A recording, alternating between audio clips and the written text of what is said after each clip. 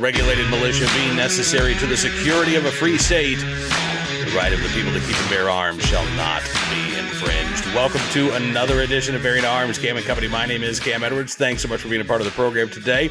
We're going to be talking with Mark Nemati. He is the CEO of GrabAGun. You may have seen some of the headlines about the company in recent weeks. They are about to, I guess they're trying to go public, about to go public. Anyway, it's a fascinating story, and they are hoping to be the Amazon of online gun sellers, which is pretty interesting. So we'll talk about that and what that means, as well as, Mark's thoughts on the current state of the industry and how GrabAGun, what the plans are for supporting the Second Amendment community once they go public. In fact, let's go ahead and get started. I do want to let you know that we've got a fascinating recidivist report coming up, as well as a interesting armed citizen story. So be sure to stick around after the interview for those as well. But right now, let's take you to our interview with Mark Nemati, CEO of GrabAGun. Take a look and a listen. Mark, thanks so much for coming on the program. It's good to talk to you, sir. Yeah, I appreciate having the time today. Yeah, absolutely. Well, I appreciate you carving out a couple of minutes as well. So let's ask, I'll just start with that sort of 50,000 foot level question. What is GrabAGun all about? What's the elevator pitch for this company? Yeah, so GrabAGun, we've been around for about 15 years. We're an e-commerce retailer. Firearms really is kind of the, external viewpoint. So we sell firearms, ammo, accessories, all that kind of stuff all over the internet, all over the country. Besides that, though, we've really developed on the back end a really substantial tech stack. My background is in software development. So we have a tech stack that really streamlines a lot of our compliance. As you know, in the industry that we're in, there's a lot of regulations, which cause a lot of different complexities, slowdowns within the whole buying process. So we've developed software to kind of streamline that, which helps consumers, helps us. Additionally, a lot of our supply chain, the way we purchase stuff, we have a lot of automation in there, starting to use a lot of AI stuff as well these days, which helps us become more efficient, which allows us to kind of reduce our overhead and reduce our costs and pass those savings on to our customers. So that's GrabAGun GrabAGun that it's been so far. Obviously, I think we're here today to talk more about the transaction that we're undergoing. So we are doing a SPAC merger with a group called Colombier, which is taking us public. So shortly we will be listed on the New York Stock Exchange under the stock symbol PEW, PEW, which I think a lot of people in this industry get a good chuckle at, but it's kind of cool. And then the plan there is to kind of, we'll have a buttload of cash afterwards. And the plan really is to expand, grow a lot of our software driven efficiencies throughout the industry, some vertical integrations and things like that to kind of become the big player in the space and add more legitimacy to this industry that's been kind of attacked for a long time. How do you see this? And I don't disagree with you about this industry being attacked. We just saw the Supreme Court, thankfully unanimously rule against Mexico's lawsuit against Smith & Wesson and other gun manufacturers, which claim that they were the proximate cause of cartel violence. As I'm sure you're well aware, we see lawsuits against gun makers, gun sellers, distributors, everybody in that sort of chain, where, I think this industry is demonized as a whole. So what do you think GrabAGun going public does to legitimize the industry and not necessarily just the company? Yeah, so it gives us another avenue or an option where the public gets a voice to invest in values that they align with. So on the public markets, there isn't a lot of ways for people to do that. This industry has always been short on capital because ESG mandates from private equity or venture capitalists. With us going public, it's kind of a way around that. So we can really grow and expand and kind of face those challenges head on. Has that impacted you? Because we see within big banks. In fact, Citi announced this week that it was walking back its policy that required folks in the firearms industry to undergo these, sort of best practices that went well above and beyond federal law in some cases. Has that impacted you guys personally? And again, I thought it's interesting that you bring up not just necessarily the big banks, but, the investment groups, right? Having access to that capital, not just necessarily loans, but getting those investors in as well. Is that a big roadblock to companies like yours and others within this firearms industry space? Yeah, restriction of capital blocks any sort of innovation or growth within any industry. So again, I'm a software guy. If you think of typical software development, the VCs and all that out in Silicon Valley, they typically will develop this cool new software, whatever it may be for whatever industry. They get a bunch of people subscribed to it. They sell it for a profit. They're selling it to VC company or to private equities. So they have an ability to exit. In this industry, because there's no money, there really hasn't been any sort of driver for growth or innovation when it comes especially to software, because why would you invest time and effort and energy if you don't have a way to monetize it when you're done with that? So that's also kind of part of it. The city thing is interesting because like others, not necessarily financial providers, but software providers have been out there too. Well, they've had a similar thing where they're like, we'll sell the software into your space provided you follow these guidelines. Also, these guidelines could change at any time at a whim. And the way our contracts are written is if you don't abide by it, then you're off the platform. So, but then you have people coming around and saying, no, now we want the firearms community to play. We're willing to work with you guys. But in the case like City, it's all great that they said that, but what does that actually mean? Are they actually going to do anything? Is there any gestures that are going to happen that say we actually support the space, or is it just all a publicity stunt and just, no point? So same thing, I guess, goes with social media. Zuckerberg came out, a month, 2 months ago, saying that they were going to allow more of that stuff. Historically, GrabAGun has had an issue. We had our Instagram page deleted maybe a year ago.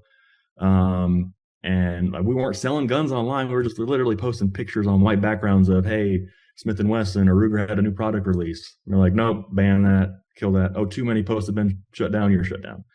So a lot of that, we'll see if it's talk or if there's actually any teeth behind it and if they're actually going to help the space or not. But we've had various interesting issues. So. Yeah. Well, so to that end, I mean, I'm curious when when GrabAGun goes public, is that something that, like, how is that going to impact, again, as you say, these restrictions that come from social media? I know that, I don't know if it was Don Jr. who referred to GrabAGun as being sort of the Amazon of online gun sales. But, when I was on Amazon a couple of days ago, there's little video screen in the corner and there's somebody doing a live stream and they're talking about a product. Is there a way, and is there an intention for GrabAGun to sort of circumvent social media? Do you think you'll be doing some stuff in-house so that folks aren't just going to the platform to purchase a gun, but they're also going to get reviews, they're going to get commentary or things of that nature? Is that something that you'd like to see GrabAGun expand into as well? Yeah, we'll definitely start doing more content development. We do some today. Typically, we rely on like customer reviews and customer content. I do see an avenue for us to start getting more content out there. Additionally, with our partnership with the Columbia team and Donald Trump Jr., we now have a pretty expansive voice. I think which will leverage, which we can push our brand as well, because we are limited by, again, Amazon, Facebook, Google, the world. We can't spend ad dollars promoting stuff. And even if we do get some influencers to, put some media content on YouTube as an example, if they post a link to GrabAGun within their comments, they're either shadow banned or that video is blocked or they're demonetized or whatever that is. So we have several different options, I think, as we grow to kind of to get around some of those restrictions to try and help ourselves as well as the rest of the industry have a more voice, especially when it comes to digital media. Yeah. Well, I wish you the luck, all the luck in the world on that, because, I mean, this is something that's impacted, as you say, influencers, gun tubers, and some of these retroactive decisions, right? You talk about the sort of arbitrary nature of these terms changing from a business standpoint. That's happening to these, individual influencers as well, where all of a sudden, hey, these hundreds of videos that you've done that were monetized, now we're going to pull them, right? Now they're not going to be able to be accessed because we've changed our terms going forward. And that's a huge issue. Again, maybe not something directly related to what you guys are doing with GrabAGun, but I'm sure it is going to have some sort of impact. So let's talk about the timing of this. When is GrabAGun actually going to go public, you think, Mark? Yeah, so right now, since we're going via a SPAC vehicle, the SPAC is public trading under Columbia or CLBR. We filed our filings with the SEC. So we should be what's called deemed effective here shortly. Again, it's a government entity, so really don't know how long, but we're expecting we should probably be on the stock exchange under Pew in the next handful of weeks. Okay, that's exciting. And, do you think that your existing customer base, will they see changes right away when you guys are start to be publicly traded? Or will they even notice, on the website? Will there be a change for the customers that you already have? Not a direct change, I don't think. It will allow us to offer, I think, more optionality when it comes to products, maybe better pricing. Our plan really is to go make some strategic acquisitions, which will overall elevate the whole brand. Whether those roll in straight into the GrabAGun.com retail site that the customer is going to see kind of remains to be seen on what those acquisitions end up being.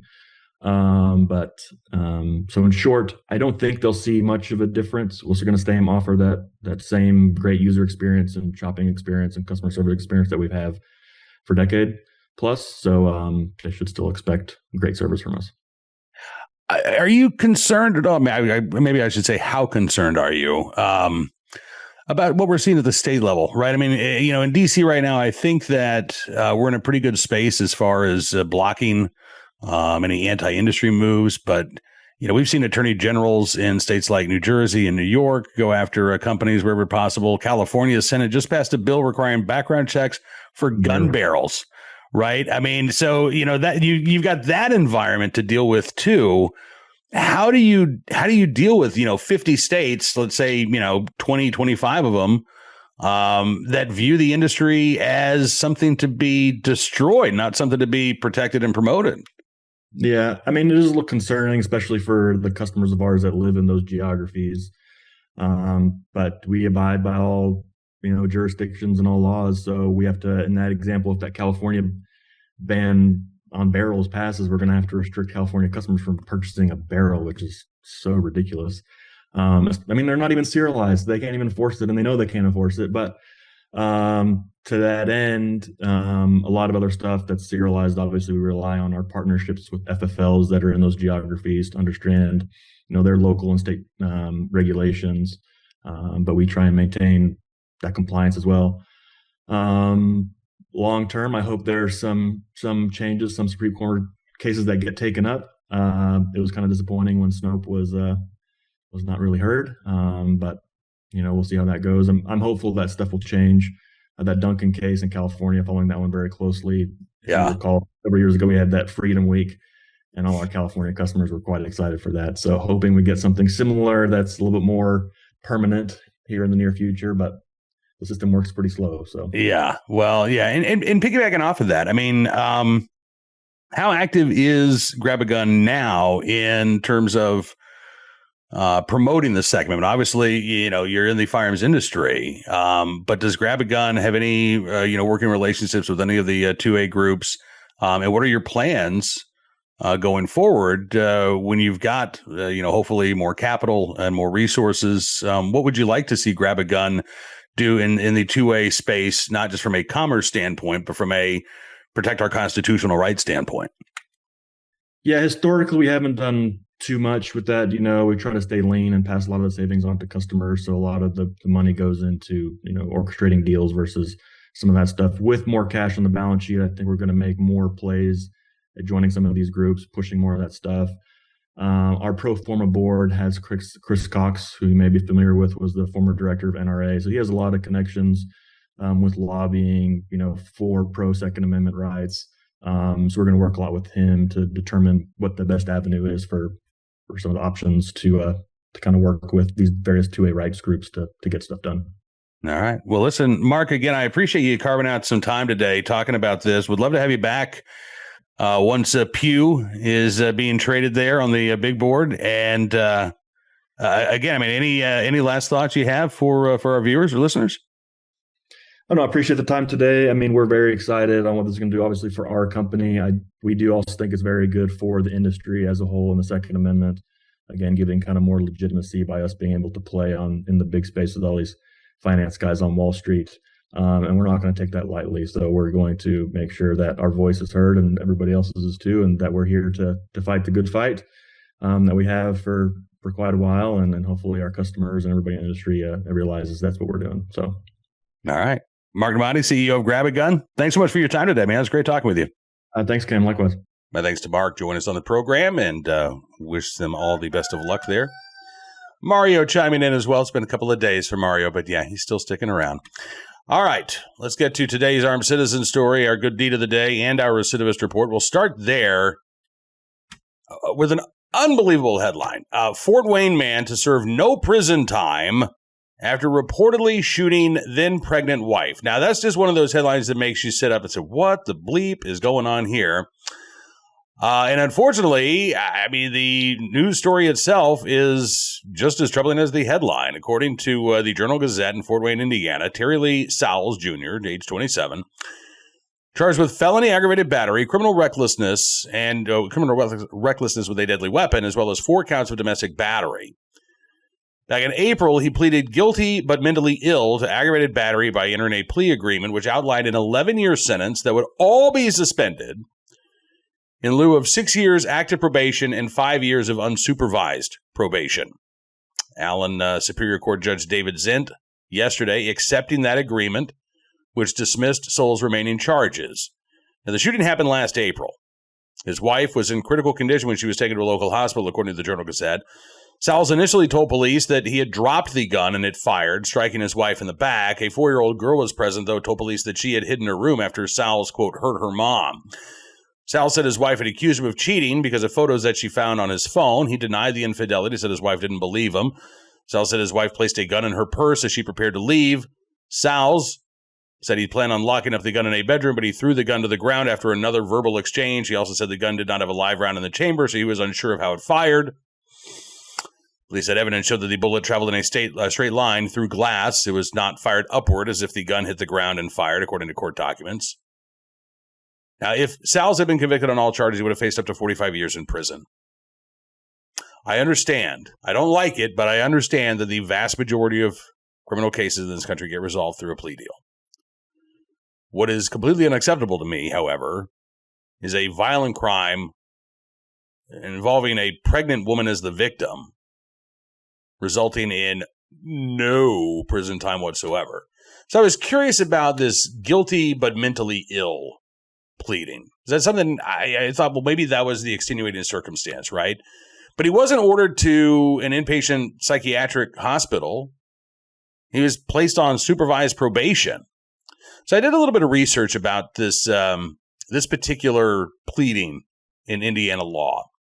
First, I found an article from, this was in the Indiana Law Journal from 1982.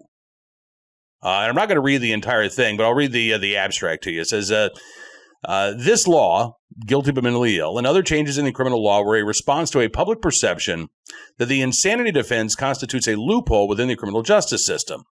The public views the insanity defense as a means for defendants to avoid criminal responsibility for their misconduct.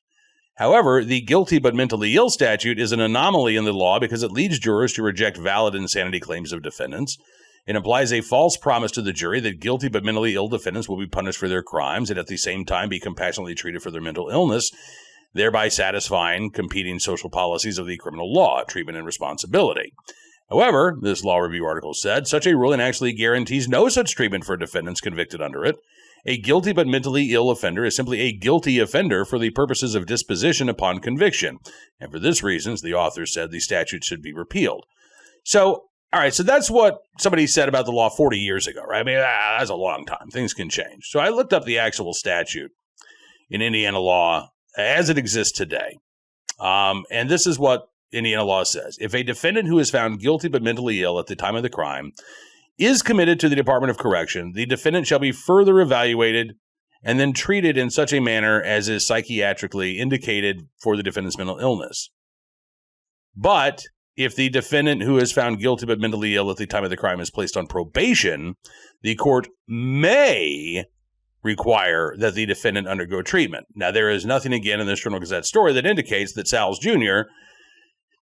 was ordered to receive any psychiatric treatment whatsoever. And that, again, is a huge problem. Because you've got a guy who told a story that doesn't add up about how that gun discharged. You've got a woman who was in critical condition, very easily could have died. You've got a litany of charges that were filed against him that could have resulted in a 45-year prison term. and instead he walks away with 6 years probation, supervised probation, 5 years unsupervised probation. If this is what happens when somebody is found guilty but mentally ill of a violent offense, then Indiana lawmakers need to go back and they need to rework this statute. Because to me, if somebody, again, is that mentally ill that they are committing violent crimes because of their mental illness, then that individual needs to be kept away from society because clearly they pose a danger to themselves or others. So until that mental illness has been addressed, they should be confined to a psychiatric facility. They shouldn't be placed on supervised probation. And again, I get heartburn over all of these recidivist reports, but this one in particular is just, it's sticking in my craw. All right, on to today's Armed Citizen story. Another interesting one. Here's the headline. Protesters seek justice after manatee judge dismisses case under stand your ground law. Now, the judge in question, not a manatee, by the way, but a judge in Manatee County, Florida. We don't have sea cows on the bench, as far as I know. An interesting case, I have to say, I think the judge made the right call here. The Herald Tribune newspaper reporting more than 24 people gathered outside of the Manatee County Court of Clerk's office on Monday to protest a judge's decision to dismiss a case against a man accused of fatally shooting a 49-year-old Bradenton man after a car crash. Organizers with the Party for Socialism and Liberation Tampa Bay chapter hosted the press conference 7 days after Manatee County Circuit Court Judge Frederick Mercurio released his order dismissing the case against Jordan Glanz based on Florida's stand your ground law. And I'm not sure that's actually the case, because the judge in this case said that Jordan Glanz actually had a duty to retreat, but was unable to do so. So Glanz was arrested in July of last year. There was a car crash in which he was the victim, basically, that turned into a fatal shooting. Probable cause affidavit states that Glanz had stopped by a bar to meet his girlfriend last July 10th. He was pulling away from a drive-through window at an intersection, and a car driven by a gentleman named DeAndrick Anderson ends up hitting Glanz's truck, causing some minor damage. Anderson then stopped his car in the middle of the road. He gets out and walks up to Glanz's window. This is, again, according to the affidavit. Anderson apparently did not want to involve police. He wanted to just exchange insurance information with Glanz, according to the affidavit. Witnesses told investigators that they saw Glanz's girlfriend approach the truck. She became belligerent before climbing into her boyfriend's truck. A witness who was behind Anderson at the time of the argument told police that she saw Glanz purposely spit in Anderson's face, according to the affidavit. And that's when, quote, punches were exchanged. Before Glanz fired one shot at Anderson, hitting him in the abdomen, he then drove home, where he called police. Initially charged with aggravated battery with a deadly weapon. Charge was upgraded to second-degree murder after Anderson passed away. In December of 2024, his defense team filed a motion to dismiss under the stand your ground law, claiming that Glanz had acted in self-defense and fired the gun out of fear for his and his girlfriend's lives. There was a stand your ground hearing in May, and Mercurio sided with Glanz. In his order, he said that even though he found that Glanz had a duty to retreat, there was, quote, no reasonable opportunity for him to do so. The judge talked about how quickly things escalated. He also talked about the fact that Anderson's car was parked in the middle of the street, which impeded Glanz's ability to drive away. There was a crowd of people that had gathered around Glanz's truck. There was a car behind Glanz that was stopping him, preventing him from backing up and then driving away. So he was essentially stuck when this guy approached the car. Maybe there was a verbal dispute. Maybe even Glanz's girlfriend spit on the guy. But when Anderson began punching Glanz through the car window, Mercurio found that Glanz did have a reasonable fear of death or great bodily harm. Mercurio ruled that the prosecution had failed to demonstrate that Glanz could reasonably have retreated from the fight once it began. So, the protesters, one of them, Deanna Joseph, founder of the Florida chapter of BLM Grassroots, said, enough is enough. We stand 10-toed style, demanding that this case be re-examined, demanding that the Anderson family receive full accountability to the full extent of the law. I mean, I don't know what exactly can be re-examined here. There was a hearing. The judge did consider all of these circumstances, and again concluded that Glanz, who was the initial victim here, whose car was hit by Anderson's vehicle, or whose truck was hit by Anderson's vehicle, had no ability to retreat once the verbal dispute escalated into physical violence. Now, this can be a tragedy for everybody involved. I happen to think, we've covered some of these road rage self-defense shootings, and I hate covering them. I mean, listen, every self-defense story could be avoided if the criminal just didn't commit an armed robbery, didn't invade a home, things of that nature. These road rage incidents, though, they affect me in a different way because we all drive, right? And we've all been angry at other drivers on the road. So, I guess it's a little bit easier to put myself in the position of somebody who gets so annoyed or aggravated or just, enraged by somebody else on the road that they do something about it. I would never do that because I have the peace and presence of mind to just keep driving on down the road. And you know what? 2 minutes later, I've forgotten about it. But not everybody feels that way. Not everybody has that self-control. But to me, these are some of the most avoidable defensive gun uses because the perpetrator, the aggressor, in every one of those cases, if they just stayed in their car, or they just turned up the music and sang along to whatever song was on the radio and drove down the road, they would forget what happened within a matter of minutes. So, this is a tragedy. It did need to happen. But that doesn't mean that Glanz was wrong to defend himself and his girlfriend.